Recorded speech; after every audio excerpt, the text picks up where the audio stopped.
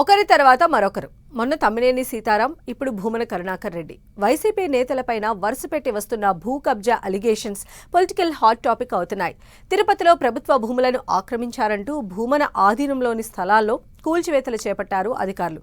భూమన సెంట్రిక్గా మరోసారి తిరుపతిలో రాజకీయ వేడెక్కింది. భూమన కుటుంబ ఆధీనంలో ఉన్న భూములను అధికారులు స్వాధీనం చేసుకోవడంతో పొలిటికల్ హీట్ పెరిగింది. భూమన కబ్జా కోరని కూటమి నేతలు అంటుంటే కోర్టు తీర్పులు పట్టించుకోకుండా తమ భూముల్లో ప్రభుత్వ బోర్డులు పెట్టారంటూ భూమన ఫ్యామిలీ ఫైర్ అవుతోంది. అసలు కబ్జా అలిగేషన్స్ ఏంటి? భూమన వాదనల్లో నిజమెంత?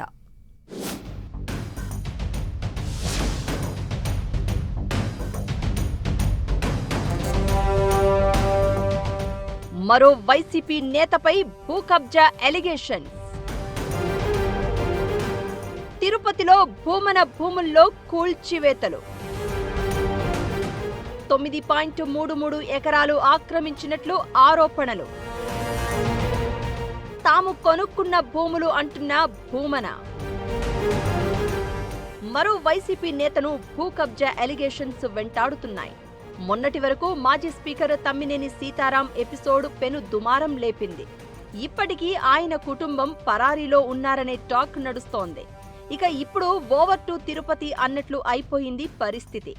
2 సార్లు ఎమ్మెల్యే, మరో 2 సార్లు టీటీడీ బోర్డు చైర్మన్ గా పనిచేసిన వైసీపీ సీనియర్ నేత భూమన కరుణాకర్ రెడ్డిపై వచ్చిన భూ కబ్జా అలిగేషన్ హాట్ టాపిక్ అవుతున్నాయి.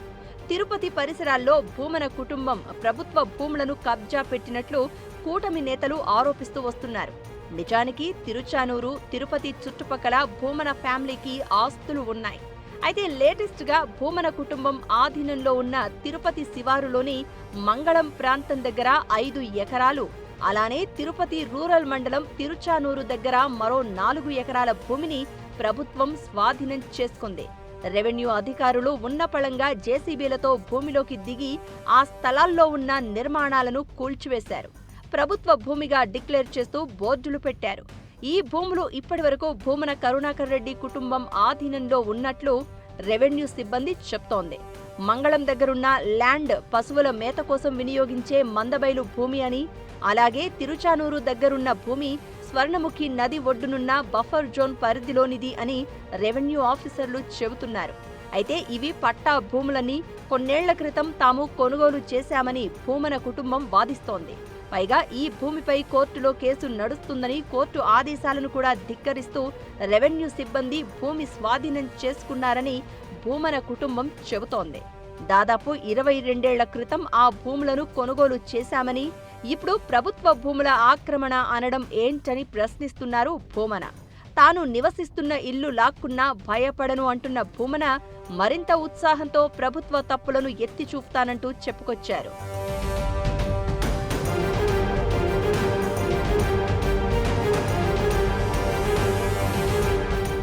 భూమన కుటుంబానికి చెందిన భూములను ప్రభుత్వం స్వాధీనం చేసుకోవడం పొలిటికల్ గా తీవ్ర కలకలం రేపుతోంది. ఈ వ్యవహారం ఇప్పటికే రాజకీయ రంగు పులుముకుంది.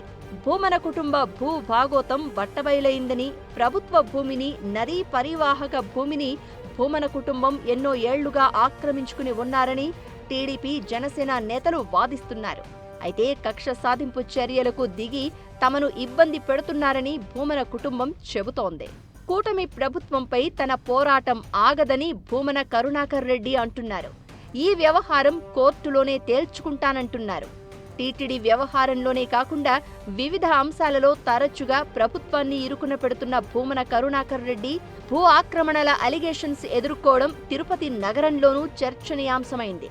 పైగా ఈ వ్యవహారం ఇప్పట్లో ఆగేలా కనిపించడం లేదు.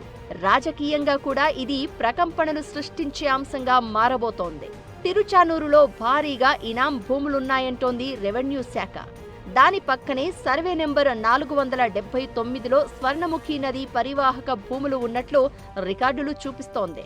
సర్వే నెంబర్లు 472, 473, 474లో భూమన భార్య జె రేవతి, ఆయన కుమారుడు అభినయ్ పేరుపై 15.36 ఎకరాల భూమి ఉన్నట్లు చెబుతున్నారు. ఇందులోనే మరో 9 ఎకరాల ఇనాం స్వర్ణముఖి నది పరివాహక భూమి ఉన్నట్లు విజిలెన్స్ గుర్తించిందని ఆఫీసర్లు చెబుతున్న మాట.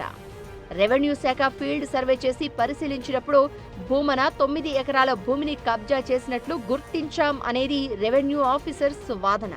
15.36 ఎకరాలకు భూమనకు రికార్డు ఉంటే మరో 9 ఎకరాలు కూడా ఏ డాక్యుమెంట్ లేకుండా ఆయన ఆధీనంలోకి తీసుకున్నారని అంటున్నారు. ఇది ఇనాం భూమి అని, ఇందులో కొంత స్వర్ణముఖి నదీ పరివాహకం కూడా కలిపి ఉంటుందని చెప్తున్నారు. తన భూమిలో కల్పించుకున్న ఇనాం భూమిపై హక్కుల కోసం భూమన ఎమ్మెల్యేగా ఉన్నప్పుడే ప్రయత్నించారు అనేది కూటమి నేతలు చేస్తున్న మెయిన్ ఎలిగేషన్. అయితే భూమన మాత్రం అది తన సొంత స్థలం అంటున్నారు. ఇద్దరి వాదనలు ఎలా ఉన్నా రెవెన్యూ అధికారులు ఆ భూమిలో బోర్డులు పాతేశారు. నెక్స్ట్ భూమన స్టెప్ ఎలా ఉంటుందో, సర్కార్ ఎలాంటి చర్యలకు దిగుతుందో వేచి చూడాలి మరి.